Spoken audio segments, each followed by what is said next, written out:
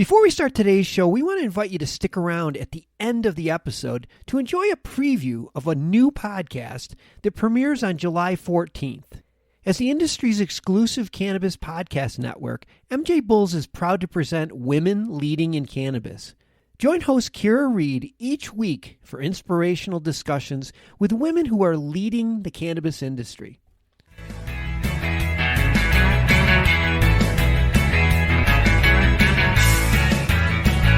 While I was sitting in jail waiting, I felt like my civil rights were violated over and over again. I was earning my degree in journalism at the time, and I said, you know, the pen is mightier than the sword. I am going to start a magazine. I just have to create something that gives a voice to people that feel helpless in this situation. People in the industry are good people. From MJBulls Media, it's the Raising Cannabis Capital Show.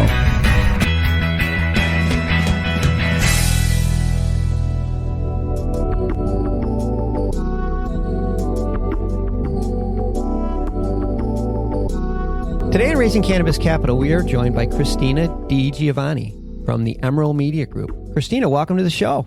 Hi, thank you so much for having me. Well, this is an exciting story. And, you know, I said most of the time, because we move so fast, we normally don't spend much time on the person's background or, you know, how they got there. We just leave that up to investors. It's easy to find that information. But in your case, I think there are two super important aspects of the Emerald Media story that we need to touch on. Okay. Yeah, so let's start from where the story begins. You're in college at Humboldt State University. Explain to our listeners who may not know what Humboldt County is to cannabis. Absolutely. Humboldt County is the OG of cannabis. It is one of 3 counties in Northern California in an area called the Emerald Triangle. And these are located roughly 5 hours north of San Francisco, only about a couple hours south of Oregon. So you can kind of imagine that this whole tri-county area is at the tip top of the state. Back in the 70s, you had a lot of people move from San Francisco north, you know, to live back to the land movement, basically. You know, they wanted to go and be in a rural area and cultivate their own food and to live sustainably. And so that's really where the movement came in. Along with that, certainly came cannabis cultivation. There wasn't a lot of law enforcement out there back then. In fact, there weren't even a lot of roads. I would say it's not necessarily the weather that drew people there. It was more so the liberal laws. Okay. When I first moved to Humboldt County, if you had your medical marijuana license, you could grow 99 plants. And so nowhere else in the state of California could you legally do that. You're in college and you're going to school there, and it's January and you're just in the middle of or the beginning of your second semester senior year. And something happens that ultimately leads you to launching Emerald Media Company. Can you give us just the condensed version? Because it's a horrifying story, but can you give us the condensed version of what happened? Absolutely. In a nutshell, the person that I was seeing at the time was a cultivator, and the Humboldt County Drug Task Force came early one morning. I was in my last semester of college.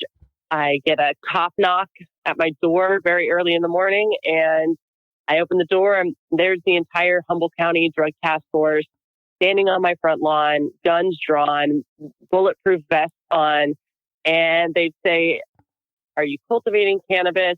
We're coming in." And so they came in, they raided our house.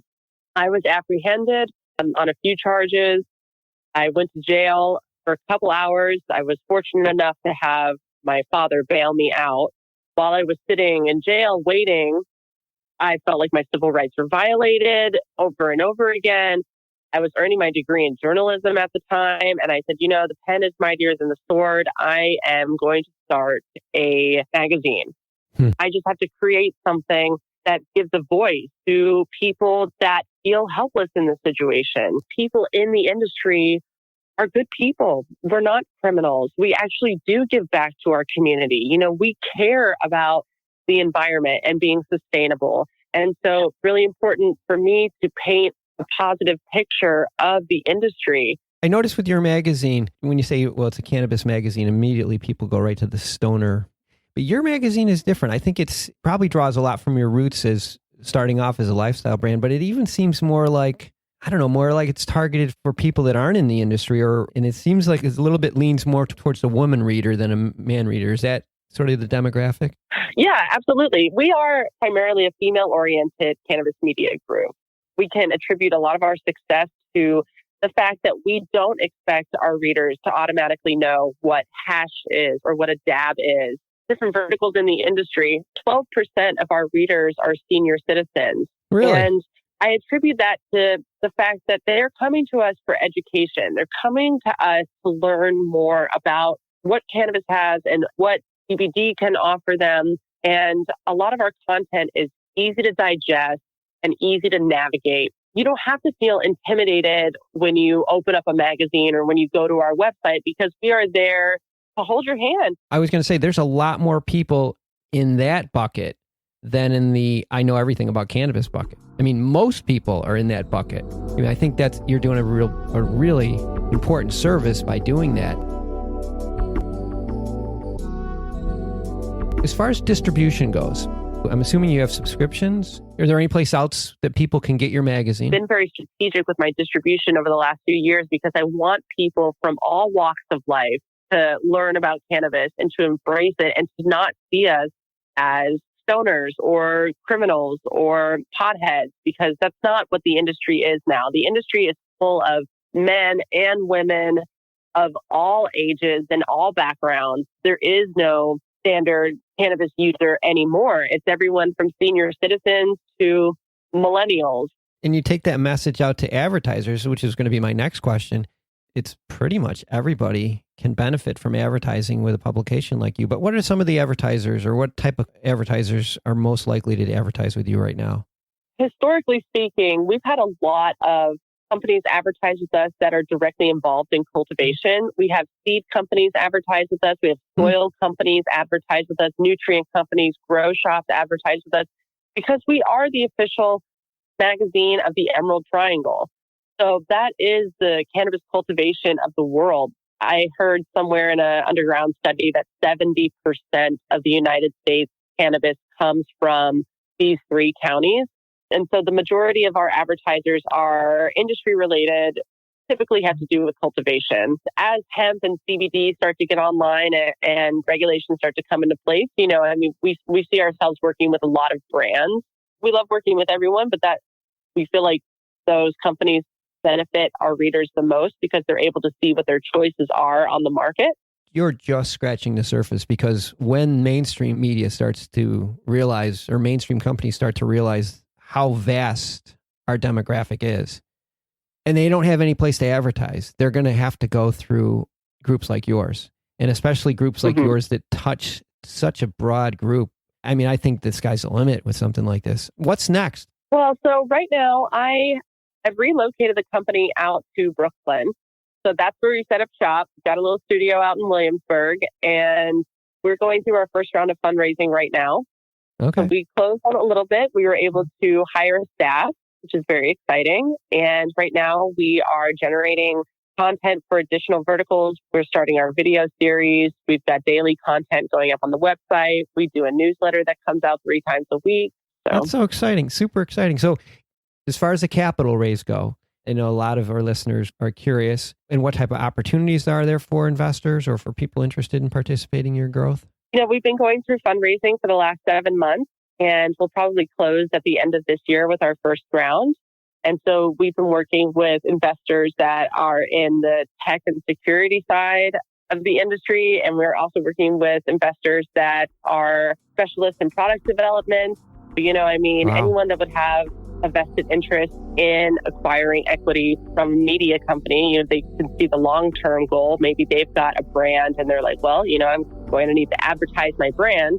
Yeah. Maybe I should buy equity in a media company. That's awesome. Well, we'll have all of Christina and Emerald Media Group's information on the MJBulls website. So if anybody needs more information, they can get it from us, or they can just go right to right to your website. Christina, I wish we had more time because there's so much good stuff to talk about. I really enjoyed having you on the show.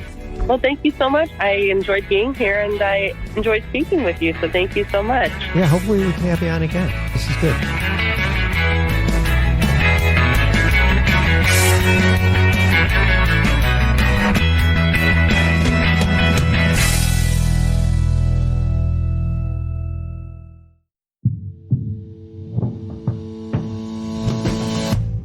Tell me, boy, you make me so bored. You need to walk the other way.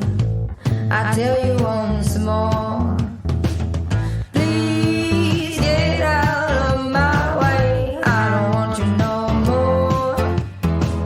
We're done here, boy. I know you think you're so fine, but you can't see it. I've been wanting to unwind.